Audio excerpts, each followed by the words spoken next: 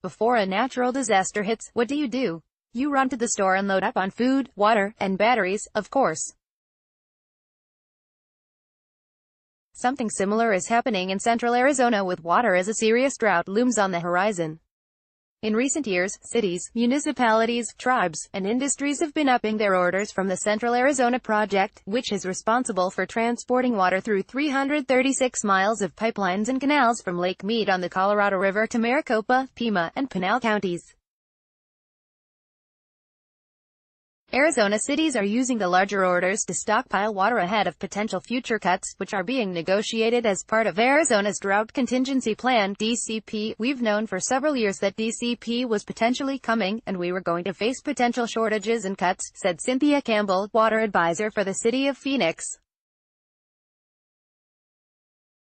Ordering more water, in order to store it, has primarily been to make sure that we have resiliency in the face of potential shortage. Since 2015, the drought has been described as imminent, Campbell said. The projections just get worse all the time. Trying to do what we consider to be the prudent thing. The latest numbers, presented November 1st at the CAP board meeting, show that Arizona cities and industries ordered 610,825 acre-feet of water in 2019, up from 587,324 acre-feet in 2018, even as CAP's supply of water decreased slightly. An acre-foot is about 326,000 gallons, or about half an Olympic swimming pool's worth of water. Those numbers fit an ongoing trend of increasing water orders. In 2017, the state's municipalities and industrial users ordered just under 568,000 acre-feet. In 2016, they bought roughly 501,000. Orders placed under these contracts sometimes differ from the amount actually delivered. In 2016, CAP delivered about 511,000 acre-feet of water, for example. The year before, it delivered about 600 acre-feet more than ordered. Source: Central Arizona Project Water Order and Delivery Reports. Elizabeth Whitman, Phoenix New-Times. The Federal Bureau of Reclamation currently gives the reservoir Lake Mead, which sits in the Colorado River, a 57% chance of entering a Tier 1 drought in 2020.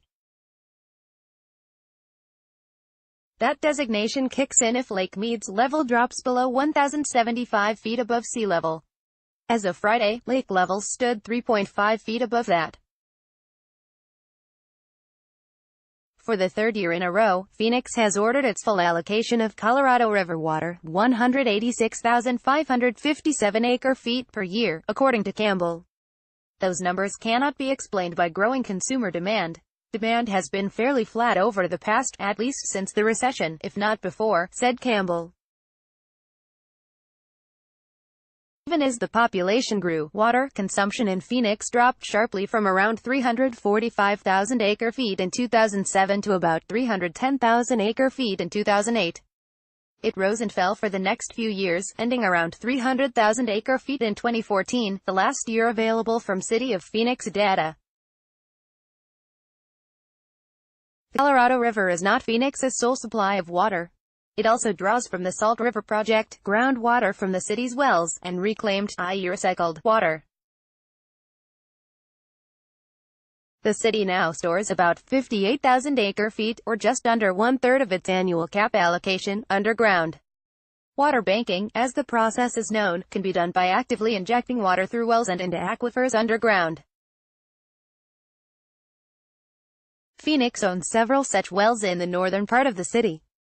Water can be allowed to seep into the ground, as is done at the Southern Avra Valley Storage and Recovery Project.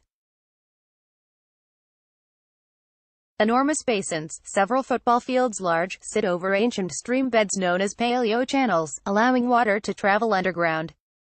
The water recharge basins of the Southern Avra Valley Storage and Recovery Project. Phoenix didn't always bank so much water. One reason is that the need wasn't great because of the city's diverse water portfolio, and because it has priority status to water from Salt River Project. But Phoenix also didn't always have an easy place to bank the water. That started to change about 4 years ago, when drought warnings grew more frequent and more dire. Recently, the city has inked deals with the City of Tucson and the Salt River Project to store water in facilities owned by those entities. In late September, SERP and Phoenix announced a deal that would allow Phoenix to store additional unused Colorado River water in the Granite Reef underground storage project, which sits on Salt River Pima Maricopa Indian Community Land. This partnership with SERP is a smart and creative plan to safeguard against continued drought and will allow us to use our stored water supply in future times of shortage, Phoenix interim Mayor Thelda Williams said in a statement at the time. Besides Phoenix, other municipalities in Maricopa County have also been banking water, said Warren Tenney, director of the Arizona Municipal Water Users Association, whose members include Peoria, Scottsdale, Tempe, Mesa, and others. Cities in southern Arizona, including Tucson, are doing it, too. All of the cities are in the process of storing water, because that's smart planning, Tenney said. They all recognize that lean times are ahead, and so it's important to maximize the use of their water. That includes being able to store it for the future. Patrick Dent, water control manager for the Central Arizona Project, said that the city of Tucson was responsible for the single largest change in the additional 23,500 acre-feet of water that cities and industries ordered in 2019 from CAP. At the same time, CAP's estimated supply of water from the Colorado River declined, from 1.648 million acre-feet in 2018 to 1.595 million acre-feet in 2019, he said.